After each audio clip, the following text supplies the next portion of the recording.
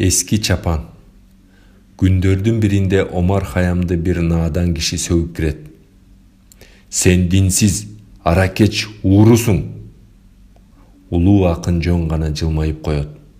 Болгон окуяны баамдап турган бир жаш жигит Омар Хаямга келип суроо узатат. Сизди ушунчалык сөгүп, намысыңызды тебелеп жатса да унчукпайсызбы? Эркектик намысыңыз барбы деги? Анда Омар Хаям жылмая: "Жүр мени менен", деп тиги жигитти ээрчитип жөнөйт. Таза аткан кийинген жигит экөө эски бир сарайга келишет. Омар Хаям шам жагып, эски сандыктан тамтыгы чыккан эски чапанды алып чыгып жаш жигитке берип: "Бул чапанды кийип көрчү, сага ылайыктуу болуш керек", дейт.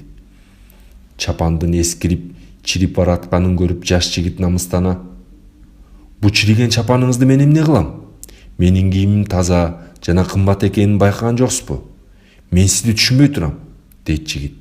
Анда Омар Хаям: "Мына, көрдүңбү жигит?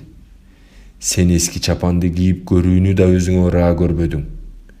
Мен да тиги кишинин ыплас сөздөрүн өзүмө ыраа көргөн жокмун.